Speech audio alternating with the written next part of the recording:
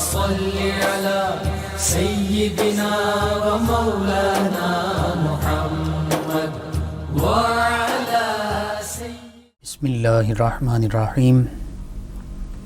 السلام علیکم ناظرین و سامعین کرام۔ جی ناظرین و سامعین، پروگرام یاد الہی میں روزانہ عظیم ہستیوں کے تذکار پاک کیے جاتے ہیں اور اس کے ساتھ ساتھ کچھ ایسے موضوعات پر گفتگو ہوتی ہے جن سے آپ کو رہنمائی حاصل ہوتی ہے۔ آج حضرت سیدنا مجدد الفسانی شیخ احمد فاروقی سرہندی علیہ رحمہ آپ کے تذکار خیر ہوں گے۔ اس سے پہلے کتاب الشفا سے آج کا وظیفہ، تھکاوٹ کا روحانی علاج۔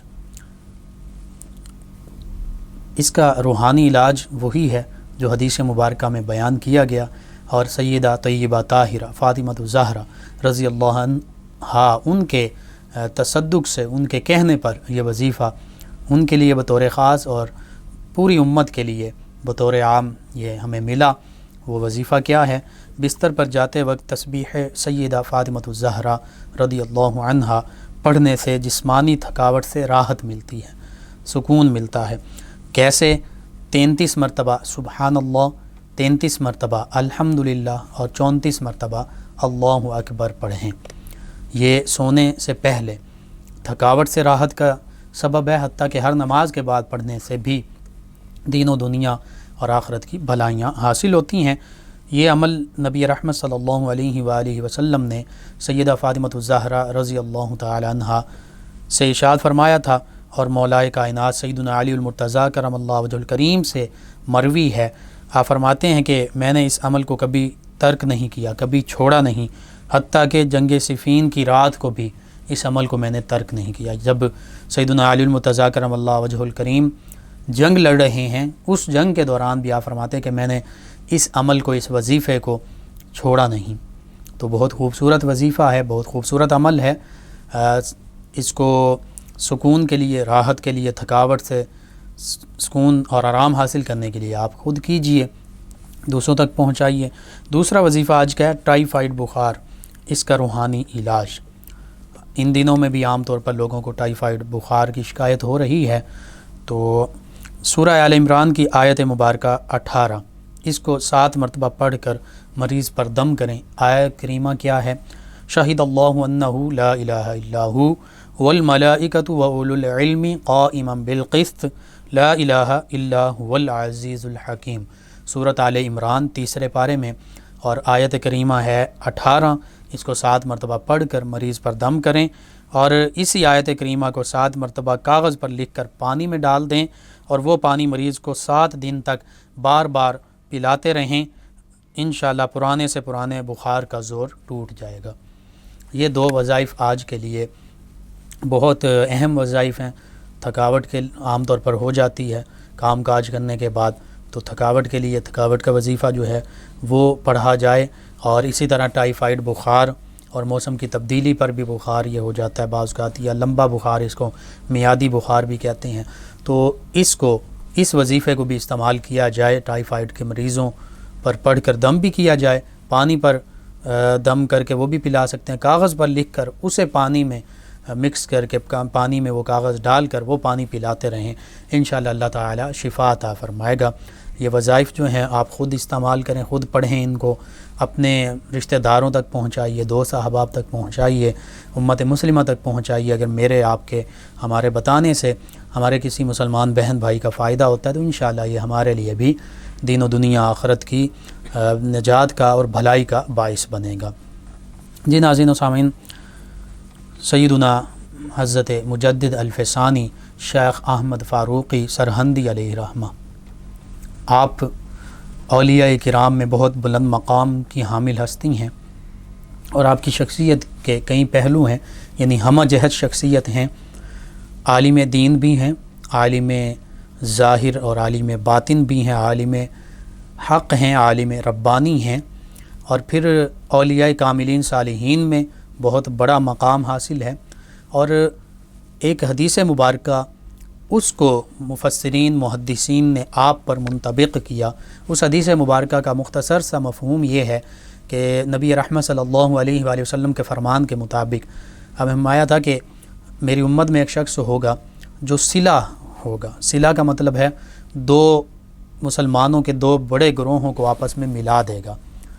تو مفسرین، محدثین، اولیاء کرام، بزرگان دین نے لکھا اور کہا کہ وہ صلہ سے مراد حضرت مجدد الفسانی علیہ رحمہ ہیں کہ آپ نے علماء کرام اور صوفیاء اعظام ان دونوں گروہوں کو آپس میں متصل فرما دیا، اور جو علم ظاہر اور علم باطن ہے اس کو ملا دیا، جو علم طریقت اور علم شریعت ہے اس کو ملا دیا، اس کو ایک کر دیا۔ تو اس وجہ سے آپ صلہ ہیں۔ اور پھر دوسری جانب اللہ کے پیارے حبیب صلی اللہ علیہ وآلہ وسلم کا وہ فرمان مبارک کہ جو آپ نے ارشاد فرمایا کہ اللہ سبحانہ وتعالی ہر صدی کے آغاز پر ایک ایسے بندے کو پیدا فرماتا ہے، ایک ایسا بندہ بھیجتا ہے جو دین اسلام کی تجدید فرماتا ہے۔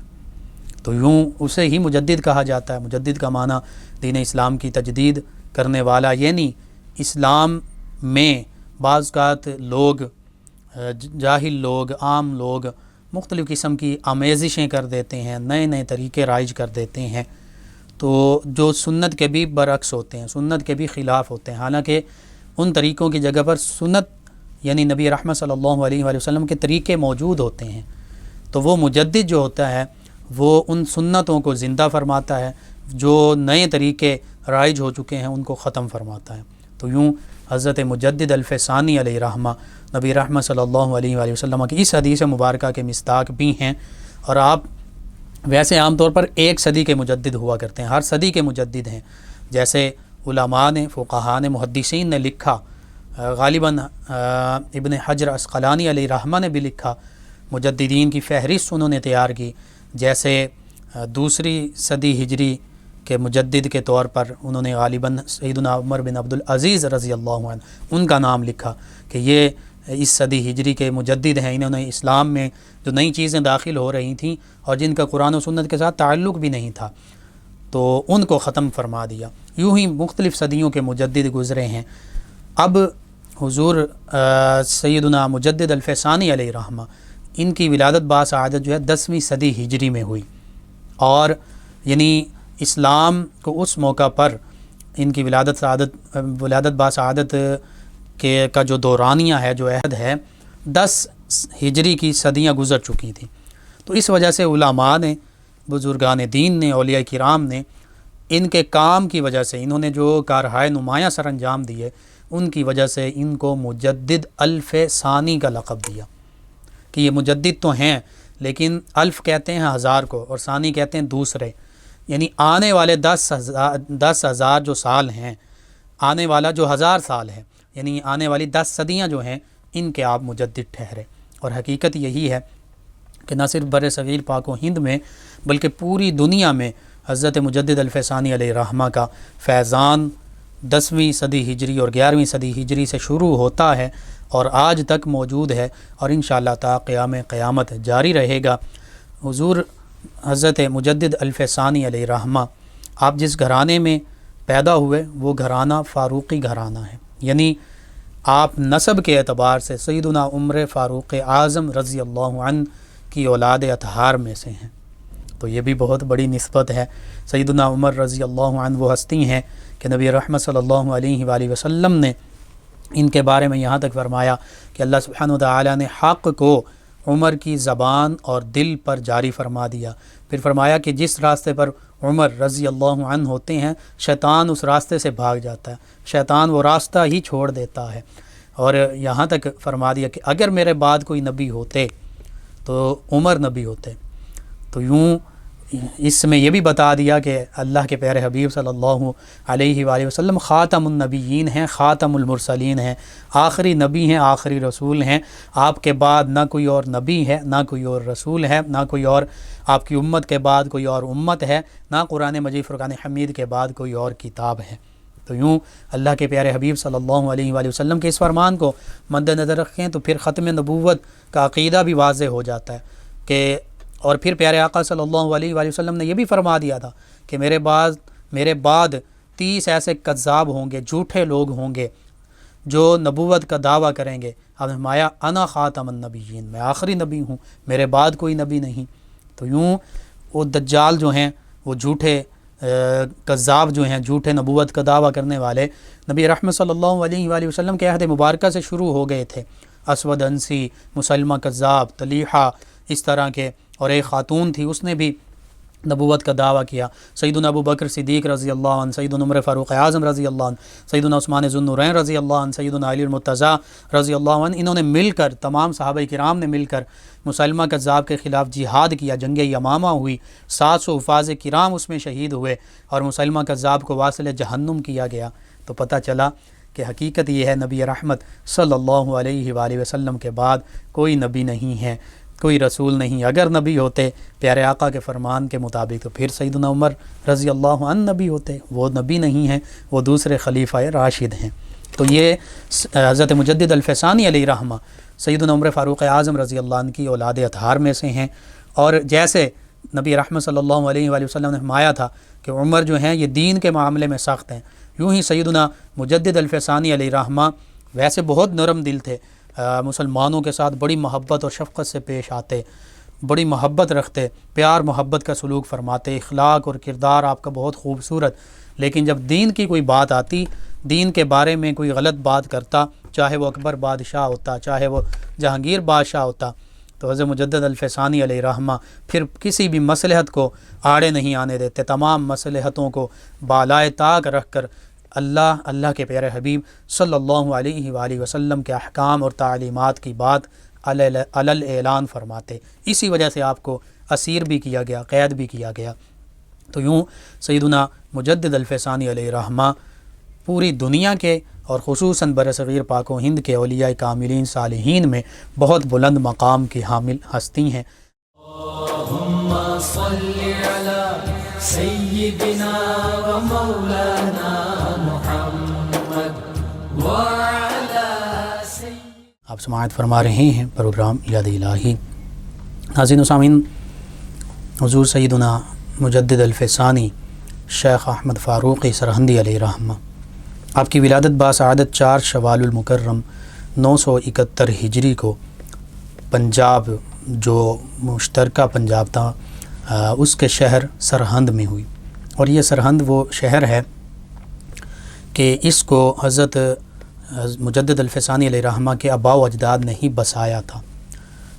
فیروز شاہ تغلق کے زمانے میں یہ جنگل تھا، اور لوگوں نے ان کے جو بزرگ تھے شاہ فتح اللہ، شاہ رفیع الدین، ان سے درخواست کی کہ آپ بادشاہ سے کہیے کہ یہاں پر ایک شہر بسا دیا جائے۔ تو پھر اس شہر کی بنیاد رکھی گئی، لیکن ہوا یوں کہ جتنا کام روزانہ کیا جاتا وہ شام کے وقت سبھی کچھ ختم ہو چکا ہوتا، گر جاتا۔ تو پھر اس موقع پر چونکہ شاہ رفیع الدین جو ان کے آباء و اجداد میں ہیں، جد امجد ہیں، وہ حضرت مخدوم جلال الدین جو اچ شریف والے بزرگ ہیں، سہروردی سلسلے کے بزرگ، ان کے مرید بھی تھے، خلیفہ بھی تھے۔ تو انہوں نے ان سے فرمایا کہ آپ خود وہاں جائیے اور وہاں جا کر بنیاد بھی رکھیے، تعمیر کروائیے، اور خود وہاں پر قیام بھی کیجیے، پھر وہ شہر آباد ہوگا۔ تو بس پھر ان کے جد امجد جو ہیں یہاں پر تشریف لائے، اس شہر کی بنیاد رکھی، اور یوں ان کے آباء و اجداد نے ہی اس شہر کو قائم بھی کیا، اس میں سکونت بھی اختیار کی۔ پھر حضرت مجدد الفسانی علیہ رحمہ کے والد گرامی جو ہیں شیخ عبدالاحد فاروقی چشتی قادری علیہ رحمہ، یہ بھی اللہ کے بہت بڑے ولی بھی تھے، عالم دین بھی تھے۔ اور جب حضرت مجدد الفسانی علیہ رحمہ کی ولادت باسعادت ہوتی ہے تو ان کے والد گرامی ان کو لے کر حضرت شاہ کمال کیتھلی علیہ رحمہ، جو حضور غوث اعظم رضی اللہ عنہ کی اولاد اطہار میں سے ہیں، ان کے پاس لے جاتے ہیں۔ حضرت شاہ کمال کیتھلی علیہ رحمہ حضرت مجدد الفسانی علیہ رحمہ کو اٹھاتے ہیں اور گھٹی بھی دیتے ہیں، اپنی زبان چسواتے ہیں، بہت زیادہ چوسنا شروع کر دیتے ہیں، یہاں تک کہ آپ فرماتے ہیں کہ یہ سلسلہ قادریہ کا فیض بھی ان تک پہنچ گیا۔ اور پھر یہی حضرت شاہ کمال کیتھلی علیہ رحمہ اور پھر حضرت شاہ سکندر کیتھلی علیہ رحمہ، جو شاہ کمال کیتھلی علیہ رحمہ کے بیٹے ہیں، صاحبزادے ہیں، ان سے حضرت مجدد الفسانی علیہ رحمہ کو وہ جبہ مبارکہ بھی ملا کہ جو حضور غوث اعظم رضی اللہ عنہ نے اپنی اولاد میں بھیجا تھا، اولاد کو دیا تھا، اور فرمایا تھا کہ یہ میرے اتنا عرصہ بعد شیخ احمد نام کے ایک بزرگ ہوں گے، ان کو میری طرف سے یہ دے دینا۔ تو یوں حضور غوث اعظم رضی اللہ عنہ کے سلسلہ قادریہ کا خاص فیضان یہ بھی حضرت مجدد الفیضانی علیہ رحمہ کو حاصل تھا۔ حضرت مجدد الفیضانی علیہ رحمہ نے ابتدائی تعلیم اپنے والد گرامی سے حاصل کی، اس کے بعد شیخ یعقوب کشمیری علیہ رحمہ، شیخ کمال کشمیری علیہ رحمہ، ان سے علوم حاصل کیے، کابل تک تشریف لے گئے، احادیث مبارکہ کا علم حاصل کیا، اور پھر سلسلہ جو کبرویہ ہے اس میں اپنے استاذ گرامی سے اور سہروردیہ میں اپنے استاذ گرامی سے خلافت بھی حاصل کی، سلسلہ چشتیہ اور قادریہ میں اپنے والد گرامی سے خلافت حاصل کی، اور پھر اس کے بعد بھی سلسلہ قادریہ میں شاہ سکندر کیتھلی علیہ رحمہ ان سے خلافت آپ کو ملی۔ تو یوں آپ سلسلہ قادریہ، سلسلہ چشتیہ، سلسلہ سہروردیہ ان تینوں سلاسل کے خلیفہ مجاز تھے، خلافت آپ کو حاصل تھی۔ لیکن آپ حج کے لیے تشریف لے جانے لگے تو آپ کو پتہ چلا کہ حضرت خواجہ باقی باللہ علیہ رحمہ دہلی تشریف لائے ہیں۔ آپ کا یہ معمول مبارکہ تھا کہ آپ جہاں بھی سنتے تھے کہ کوئی اللہ کے نیک ولی تشریف فرما ہیں تو آپ ان کی خدمت میں حاضر ہوا کرتے تھے، ان کے پاس جایا کرتے تھے فیض حاصل کرنے کے لیے۔ آج تو ہم دیکھتے ہیں نا کہ ہم کہتے ہیں نہیں ہم نے فلاں طرف نہیں جانا، فلاں طرف نہیں جانا، تو بس انہوں نے کہا کہ حج پہ جانا ہے تو جانے سے پہلے ان بزرگوں کی بھی زیارت کرتا ہوا جاؤں۔ تو حضرت خواجہ باقی باللہ علیہ رحمہ جو نقشبندی سلسلے کے پیشوا اور بزرگ تھے ان کی خدمت میں حاضر ہوئے۔ آپ بھی انہی کے انتظار میں تھے، اور آپ آئے ہی دہلی میں اسی لیے تھے۔ آپ خود فرماتے ہیں کہ دہلی کا جو خوش نما پرندہ ہے، خوش خلق پرندہ ہے، اچھا بولنے والا پرندہ طوطی، وہ میرے ہاتھوں پر بیٹھے گا، اشارہ ان کی جانب تھا۔ بہرحال جب حضرت مجدد الفیضانی علیہ رحمہ ان کی خدمت میں حاضر ہوئے تو حضرت خواجہ باقی باللہ علیہ رحمہ نے فرمایا کہ آپ کا سفر بہت مبارک ہے، نیک سفر ہے، لیکن چند دن اس فقیر کے پاس ٹھہر جائیے، آپ کا جو فیض ہے، آپ کا جو حصہ ہے وہ آپ کو مل جائے۔ تو حضرت مجدد الفیضانی علیہ رحمہ چند دن ہی ٹھہرے، 1 مہینے سے کم ان کے پاس قیام کیا، تو حضرت خواجہ باقی باللہ علیہ رحمہ نے سلسلہ نقشبندیہ کا فیضان ان کے سینے میں منتقل کر دیا، حتیٰ کہ اپنے صاحبزادوں کو انہی حضرت مجدد الفیضانی علیہ رحمہ کا بیعت کروا دیا۔ اور اس موقع پر کئی لوگ حضرت خواجہ باقی باللہ علیہ رحمہ کے جو خدام وہ یہ عرض کرنے لگے کہ حضور ہم تو آپ کے پاس کئی سالوں سے ہیں، 15 20 25 سالوں سے ہیں، اور ان کو 15 20 25 دن نہیں گزرے تو آپ نے ان کو خلافت سے نواز دیا اور نقشبندیہ سلسلہ کی ساری نعمت سے نواز دیا۔ تو آپ نے فرمایا کہ یہ شیخ احمد یہ آفتاب ہیں اور ہمارے جیسے کئی ستارے ان میں گم ہیں۔ اپنے مرید کے لیے یوں ارشاد فرما رہے ہیں کہ یہ پہلے سے ہی تیار ہو کر آئے تھے، اور یہ آفتاب ہیں اور ہم یہ چاند ہیں، اور ہم جیسے ستارے، روشن ستارے ان میں ڈوبے ہوئے ہیں۔ یعنی حضرت مجدد الفیضانی علیہ رحمہ کی یوں ان کے پیر و مرشد جو ہیں وہ بھی شان بیان فرما رہے ہیں۔ پھر حضرت مجدد الفیضانی علیہ رحمہ حج کے لیے تشریف لے گئے، واپس آئے تو آپ نے دیکھا کہ اکبر بادشاہ جو جاہل تھا، اس کے جو وزیر مشیر ہیں، چونکہ اس کی شادی ایک ہندو خاتون سے بھی ہوئی، وزیروں میں ہندو بھی شامل تھے، نام نہاد مسلمان بھی شامل تھے، ابو الفضل اور فیضی جیسے بظاہر بڑے عالم جو اپنے آپ کو سمجھتے تھے، جنہوں نے بے نقطہ تفسیر لکھی تھی، یعنی قرآن مجید فرقان حمید کی ایسی تفسیر لکھی جس میں کوئی نقطہ نہیں، لیکن اندر ان کا ایسا تھا کہ اس میں ایمان کی روشنی نہیں تھی۔ انہوں نے سب نے اکبر کو یوں گمراہ کیا کہ اس کو ایک نئے کام پر لگا دیا۔ وہ کام کیا تھا؟ اکبر نے ایک نیا دین جو ہے اس کی بنیاد ڈالی۔ وہ کہتا تھا کہ چونکہ اسلام کو اب 1000 سال گزر چکے ہیں، معاذ اللہ اس کی نظر میں وہ کہتا تھا اب یہ اسلام پرانا ہو گیا ہے، اب کوئی نیا دین ہونا چاہیے۔ اس نے دین الہی یا دین اکبری کا نام دیا۔ اب اس دین اکبری کے بڑے بڑے اس نے کیا رکھے، پلاننگ اور منشور کیا رکھا، اس دین کے مطابق نمازوں پر پابندی لگائی گئی، مسجدوں کو تالے لگائے گئے، حتیٰ کہ کئی جگہ پر مسجدیں گرا دی گئیں، مدارس اسلامیہ بند کروا دیے گئے، گرا دیے گئے۔ لوگوں کو کہا گیا کہ تم داڑیاں منڈوا دو، زبردستی داڑیاں منڈوا دی جاتی، تضحیک کی جاتی، علماء کرام کو شہید کروا دیا گیا، حتیٰ کہ گائے کے ذبیحے پر پابندی لگا دی کہ گائے ذبح نہیں کی جائے گی، اذان نہیں دی جائے گی، مسجد میں نمازیں نہیں پڑھی جائیں گی۔ تو یوں دین اسلام کا کھلم کھلا مذاق اڑایا گیا، شعار کی تضحیک کی گئی۔ اس موقع پر حضرت مجدد الفیضانی علیہ رحمہ نے دین اسلام کی تجدید کے لیے اپنی کوششوں کا آغاز فرمایا۔ آپ نے جو اکبر بادشاہ، پھر اس کے بعد اس کا بیٹا جہانگیر، ان دونوں کے دور میں اکبر کے، جہانگیر کے جو مصاحبین تھے، جو مسلمان اس کے وزیر تھے، ان کو دین اسلام کی رغبت دلائی، دین اسلام کی تعلیمات ان تک پہنچائی، مکتوبات لکھا کرتے، خطوط لکھا کرتے، جو آج بھی ریٹن شیپ میں موجود ہیں، لکھی ہوئی شکل میں مکتوبات امام ربانی، وہ آج بھی پڑھنے کے قابل ہیں۔ آج ہم پڑھیں تو ہمیں پتہ چلتا ہے قرآن و سنت اور اصل تصوف کیا ہے۔ اور پھر یہی وجہ تھی، اکبر جلد فوت ہو گیا، اس کے فوت ہونے کے بعد جہانگیر اس کا بیٹا جو ہے وہ بادشاہ بنا، اس نے بھی انہی چیزوں کا تسلسل جاری رکھا۔ حضرت مجدد الفسانی علیہ الرحمہ نے اسے برملا کہا کہ یہ سارے خلاف شریعت اور خلاف اسلام کام ہیں۔ تو یہاں تک ہوا کہ جو جہانگیر کے وزیر تھے انہوں نے کہا کہ یہ تو کہتے ہیں کہ سجدہ بھی حرام ہے، بادشاہ کو سجدہ کیا جاتا تھا، تو آپ انہیں بلائیے، یہ آپ کو سجدہ نہیں کریں گے تو ہم انہیں قید کر لیں گے۔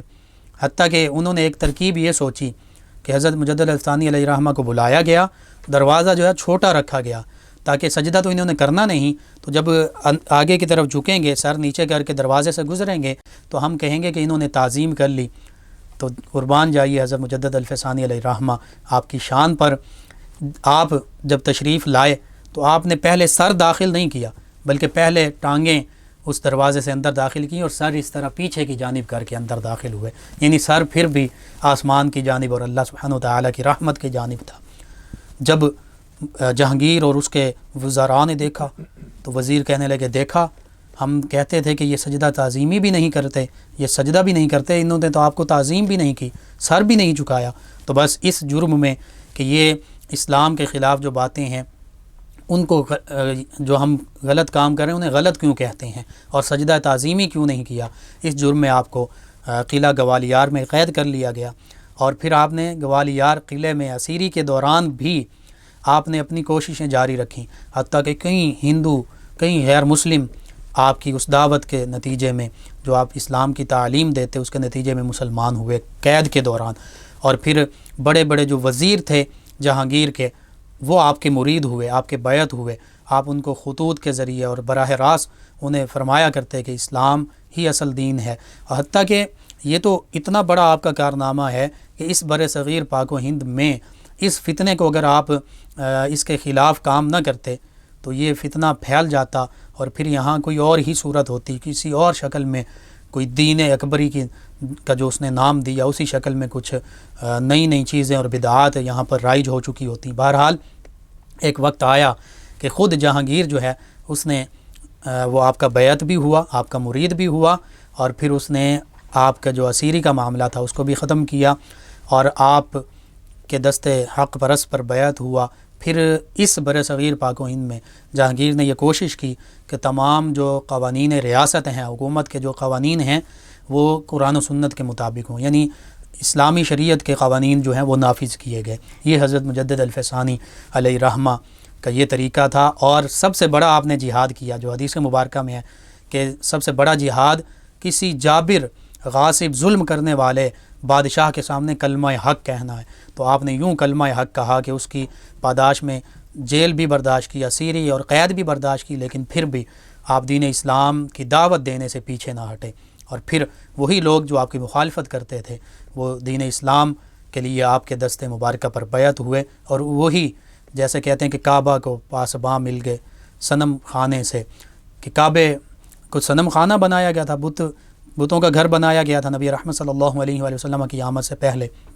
تو وہی لوگ جو بتوں کی پوجا کرنے والے تھے وہی بتوں کو توڑنے والے بن گئے، وہی بتوں کو نکالنے والے بن گئے، وہ اسلام لے آئے۔ تو یوں حضرت مجدد الفسانی رحمۃ اللہ علیہ کا یہ بہت بڑا کارنامہ ہے۔ پھر اس کے ساتھ ساتھ ایک اور آپ کا کارنامہ یہ ہے کہ اس دور کے جو صوفی تھے وہ کہتے تھے نماز دل کی ہوتی ہے، روزہ دل کا ہوتا ہے۔ آپ نے فرمایا نہیں، آپ نے فرمایا کہ شریعت اصل چیز ہے، شریعت بنیاد ہے، طریقت، حقیقت، معرفت جو ہیں اس کی شاخیں ہیں۔ اور آپ نے اس کی یوں بھی مثال دی، آپ نے فرمایا کہ حقیقت میں علم، عمل اور اخلاص تین چیزیں ہیں۔ شریعت کا علم ہو، قرآن و سنت کا علم ہو، پھر اس پر عمل ہو، اور اخلاص اللہ کی رضا کے لیے ہو۔ آپ فرماتے ہیں کہ شریعت کا علم حاصل کرنا، قرآن و سنت کا علم حاصل کرنا، فقہ کا علم حاصل کرنا، اس کو آپ شریعت کہہ لیں۔ اس پر عمل کرنا اس کو طریقت کہہ لیں، اخلاص کے ساتھ عمل کرنا اس کو حقیقت اور معرفت کہہ لیں، لیکن آپ نے فرمایا حقیقت میں شریعت ضروری ہے، طریقت معرفت حقیقت یہ شریعت کی تابع ہیں، یہ شریعت سے بڑھ کر نہیں ہیں، اور یہ شریعت پر اچھے طریقے سے اخلاق کے ساتھ عمل کرنے کا نام تصوف اور حقیقت اور معرفت ہے۔ ورنہ اگر اسلام کی تعلیمات پر اخلاق کے ساتھ عمل نہیں کرتے تو پھر طریقت معرفت حقیقت تصوف اس کا کوئی فائدہ نہیں ہے، یہ شریعت کی خدام ہیں، فرمایا خادم ہیں یہ۔ تو یوں آپ نے تصوف اور علم ظاہر اور علم باطن کو بھی ملا دیا، پھر وحدت الشہود کا نظریہ پیش کیا۔ تو امت مسلمہ اور خصوصاً اس دور میں کہ جب مسلمانوں کو اگر کوئی اسلام کا نام لیتا تھا تو اسے مروا دیا جاتا تھا یا اس پر سختیاں ہوتی تھیں، قید کروا دیا جاتا تھا، اور مسلمانوں اور اسلام کی تضحیک اور مذاق اڑایا جاتا تھا، اور لوگ خود جاہل تھے، جو جاہل تھے وہ ویسے ہی، اور آپ یہ فرمایا کرتے تھے کہ جاہل صوفی تو شیطان کا مسخرہ ہوتا ہے۔ آپ پڑھاتے بھی تھے، قرآن و سنت حدیث اور فقہ کا درس دیا کرتے تھے، تو آپ فرمایا کرتے تھے کہ جو جاہل صوفی ہے، جاہل درویش بننے کی کوشش کرتا ہے، جسے قرآن سنت فقہ کا علم نہیں ہوتا، وہ تو شیطان کا مسخرہ ہے، شیطان اس سے مذاق کر رہا ہوتا ہے اور شیطان اسے مسخرہ بنا دیتا ہے۔ بہرحال یہ حضرت مجدد الفسانی علیہ رحمہ کی خدمات ہیں۔ اللہم صلی علی سیدنا و مولانا محمد وعلی سیدنا۔ آپ سماعت فرما رہے ہیں پروگرام یاد الہی۔ حضرت مجدد الفسانی علیہ رحمہ 63 سال آپ کی حیات مبارکہ رہی، 63 سال آپ نے زندگی گزاری، اور اس دوران آپ کی ساری زندگی شریعت نبوی صلی اللہ علیہ وآلہ وسلم کا پے کر رہی۔ آپ کی کوشش رہتی تھی کہ کوئی بھی کام جو ہے وہ نبی رحمت صلی اللہ علیہ وآلہ وسلم کے شریعت کے خلاف نہ ہو۔ اسی طرح طریقہ نقشبندیہ مجددیہ، آپ کا سلسلہ جو نقشبندیہ مجددیہ کہلاتا ہے، جو تمام سلاسل کا مجموعہ ہے، یعنی اس میں قادری سلسلے کا فیضان بھی ہے، چشتی صابری نظامی سلسلے کا فیضان بھی ہے، سہروردی سلسلے کا فیضان بھی موجود ہے، اور نقشبندی سلسلے کا فیضان بھی موجود ہے۔ حضرت مجدد الفسانی علیہ رحمہ نے جہاں آپ نے اس دور کے فتنوں کا سر قلم کیا، فتنوں کا سد باب کیا، وہیں آپ کے ہزاروں سینکڑوں خلفاء تھے جنہیں آپ نے پوری دنیا کے مختلف خطوں میں بھیجا، افغانستان میں بھیجا، آذربائیجان، تاجکستان، روس، تاشقند، ان علاقوں کی جانب بھیجا، مشرق وسطیٰ کی جانب بھیجا، حتیٰ کہ یورپ تک آپ نے اپنے خلفاء کو بھیجا، اور پھر انہوں نے دین اسلام کا پیغام، سلسلہ نقشبندیہ کی ترویج کا کام کیا۔ حتیٰ کہ اگر ہم صرف پاکستان ہی کی بات کریں تو بڑے بڑی درگاہیں اور خانقاہیں جو ہیں وہ آپ ہی کی فیضان یافتہ ہیں، جن میں شرق پور شریف ہے، کرما والا شریف ہے، دیگر نقشبندی سلسلے کے جتنے بھی درگاہ ہیں، موہرا شریف ہے، موہری شریف ہے، گھمکول شریف ہے، چورا شریف ہے، نام لیتے جائیے، یہ سبھی حضرت مجدد الفسانی علیہ رحمہ کی فیض یاب خانقاہیں ہیں۔ یوں ہی حضرت مجدد الفسانی علیہ رحمہ ذکر قلبی کیا کرتے تھے، ذکر قلبی کروایا کرتے تھے، اس کا ذکر بھی مکتوبات میں موجود ہے، حتیٰ کہ نفی اسبات یعنی لا الہ الا اللہ کا ذکر، مراقبات اور سارے اوراد و وظائف جو نقشبندیہ، چشتیہ، قادریہ، سہروردیہ سلسلے کے ہیں وہ آپ کے معمولات کا حصہ رہا کرتے تھے۔ تو یوں آپ نے حقیقی تصوف اور حقیقی دین اسلام، قرآن و سنت کی جو تعلیمات ہیں وہ لوگوں تک پہنچائیں۔ آج بھی آپ کا فیضان جاری و ساری ہے، اور اللہ سبحانہ و تعالیٰ سے دعا بھی ہے کہ اللہ سبحانہ و تعالیٰ آپ کی پیروی کرنے کی توفیق عطا فرمائے، آپ کے تصدق سے عالم اسلام کو سربلندیاں عطا فرمائے، آمین۔ جی ناظرین و سامعین، ہمیں جوائن کیا ہمارے لسنر ہیں عثمان صاحب فیصل آباد سے، کہتے ہیں السلام علیکم۔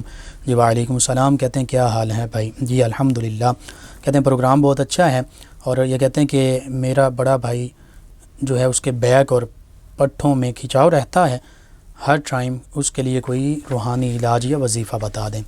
جی جسم میں درد، پٹھوں میں کھچاؤ، اس کا سب سے بڑا روحانی وظیفہ وہی ہے جو حدیث مبارکہ میں بیان کیا گیا ہے۔ میں بتا دیتا ہوں، جسم کے جس حصے میں درد ہو انگلی رکھیں، وہاں پر 3 مرتبہ بسم اللہ الرحمن الرحیم پڑھیں، اور پھر 7 مرتبہ پڑھیں اعوذ بعزت اللہ وقدرتہ من شر ما اجد واحاذر، اعوذ بعزت اللہ وقدرتہ من شر ما اجد واحاذر۔ دم کر دیں انشاءاللہ اللہ تعالی شفا عطا فرمائے گا۔ مسز صالح صاحبہ ہیں، کہتی ہیں کہ السلام علیکم بھائی. جی وعلیکم السلام. کہتی ہیں کہ آپ کا پروگرام بہت اچھا ہے. انہوں نے پوچھا کہ نام کا مطلب بتا دیں. جی صالح نیک شخص کو کہتے ہیں. اور صغرا کا معنی بھی آپ نے پوچھا. صغرا کا معنی ہے چھوٹی، یعنی صغیر سے ہے صغرا، کبیر سے کبرا، تو لفظی معنی اس کا ہے چھوٹی. ان کے علاوہ ہمیں جوائن کیا غلام محی الدین صاحب نے. کہتے ہیں محی الدین کا معنی بتا دیں. غلام محی الدین کا. جی غلام کا معنی ہے پیروی کرنے والا، غلام. اور محی الدین اصل لفظ ہے محی الدین. محی الدین کا معنی دین کو زندہ کرنے والا. حضور غوث اعظم رضی اللہ عنہ کا بھی لقب ہے. آپ بھی مجدد تھے اور آپ 5ویں صدی ہجری میں آپ کی تقریباً ولادت باسعادت ہے. تو اسلام کی تعلیمات کے 500 سال بعد جو اس وقت اسلام میں نئی نئی چیزیں داخل کی جا رہی تھیں، آپ نے ان کا قلقمہ کیا. تو آپ کا لقب جو ہے محی الدین ہے، دین کو زندہ فرمانے والے. تو اس کا مطلب یہ ہوا غوث اعظم کے غلام، دین کو زندہ فرمانے والے کے غلام. ان کے علاوہ میں جوائن کیا بابا نونا صاحب ہیں، افتخار ڈوگر صاحب ہیں، ان کے بچے ہیں. ان کے ساتھ احمد ڈوگر ہیں، غلام فاطمہ، زینب صاحب ہیں. آپ تمام کا شکریہ. کہتے ہیں ہم پروگرام سن رہے ہیں. تمام لسنر، تمام ویورز کا شکریہ. ناظرین و سامعین، ان کے علاوہ ہمیں جوائن کیا محمد صاحب ہیں فیصل آباد سے. کہتے ہیں ہاؤ آر یو. جی آئی ایم فائن. کہتے ہیں گڈ مارننگ، اور بہت اچھا پروگرام ہے. جی شکریہ آپ کا، ماشاء اللہ کا آپ کا شکریہ. کہتے ہیں کہ بھائی نیک رشتے کے لیے وظیفہ بتا دیں. جی آپ کے لیے یہ کہ آپ رات کو سونے سے پہلے 41 مرتبہ سورہ اخلاص پڑھ کے سویا کریں، دعا بھی کریں. انشاءاللہ اللہ سبحانہ و تعالی آپ کے لیے بہتری فرما دے گا. ذوالفقار علی ہاشمی صاحب ہیں اسلامیہ پارک فیصل آباد سے. کہتے ہیں السلام علیکم. جی وعلیکم السلام. کہتے ہیں لقمان بھائی 5 دن سے بہت تیز بخار ہے، کوئی وظیفہ بتا دیں. جی ٹائیفائڈ بخار کا وظیفہ بتایا، اس کو بھی استعمال کر سکتے ہیں. اس کے علاوہ عام طور پہ بخار کے لیے، سبھی بخاروں کے لیے یا نارکونی قلنا یا نارکونی بردم و سلامن علی ابراہیم، قلنا یا نارکونی بردم و سلامن علی ابراہیم. اس کو 41 مرتبہ پڑھ کر پانی پر دم کر کے پانی پی لیں، اپنے اوپر بھی دم کر لیں. انشاءاللہ اللہ تعالی بخار سے شفا عطا فرمائے گا. غالباً سورۃ الانبیاء 17ویں پارے کی یہ آیت مبارکہ ہے. عمر دراز صاحب ہیں فیصل آباد سے. کہتے ہیں السلام علیکم لقمان بھائی، کیا حال ہے؟ جی وعلیکم السلام، الحمدللہ. کہتے ہیں کہ ایک مسئلہ بتا دیں کہ گھر میں جو پرندے بند کر کے رکھے جاتے ہیں، اس میں کوئی حرج تو نہیں؟ جی اس میں بہتر یہ ہے کہ یہ کام نہ کیا جائے. پرندوں کو اللہ سبحانہ و تعالی نے آزاد پیدا فرمایا ہے، تو ان کو آزاد کر دیا جائے. اس طرح رکھنا جو ہے یہ بہتر نہیں ہے، قید کر کے رکھنا. ویسے اگر آپ چاہتے ہیں کہ پرندے آپ کے قریب آئیں، آپ ان کے لیے روٹی یا کچھ کھانے پینے کی چیز کا انتظام کریں، چھت پہ ڈال دیں. جتنی مرتبہ ڈالیں گے پرندے آپ کے گھر میں آئیں گے، برکت بھی ہوگی. ان کے علاوہ ہمیں جوائن کیا ہے عمر شہزاد صاحب ہیں، ساہیوال، ضلع ساہیوال چک نمبر 150/9L سے. کہتے ہیں آپ کا پروگرام بہت اچھا ہے. جی شکریہ آپ کا. اور ایک اور ہماری لسنر ہیں فروا ہیں، انہوں نے نام کا معنی پوچھا. پشم اس کا نام کا معنی جو میرے ابھی علم میں آیا ہے. کہتے ہیں کہ آپ کا پروگرام پہلی مرتبہ سنا ہے، بہت اچھا لگا. جی شکریہ. محمد صاحب نے جوائن کیا فیصل آباد سے. آپ کا نام پہلے ہو چکا. بہرحال کہتے ہیں کہ یہ پہلے زمانے میں ایسا کیوں کر تھا؟ غالباً حضرت مجدد الفسانی علیہ رحمہ کے بارے میں پوچھا. جی اس اکبر بادشاہ کو اس کے وزراء نے اور جو ہندو تھے وہ نام نہاد جو عالم تھے انہوں نے اس کو گمراہ کیا تھا. ظفر صاحب نے جوائن کیا. بیوی اور والدہ ان کی صحت کے لیے کہا یا سلام یا محیی، یہ پڑھتے رہیں، انشاءاللہ اللہ تعالی شفا عطا فرمائے گا. مدیحہ صاحبہ اور محمد نواز صاحب نے جوائن کیا. آپ کے سوال کا جواب کل کے پروگرام میں شامل کرتے ہیں. ناظرین و سامعین پروگرام کا وقت ختم ہو جاتا ہے. انشاءاللہ کل صبح دوبارہ آپ سے ملاقات ہوگی. پروگرام یاد الہی میں اپنے میزبان محمد لقمان رضا اور ہماری ٹیم کو اجازت دیجیے. اللہ نگہبان. اللهم صل على سيدنا ومولانا محمد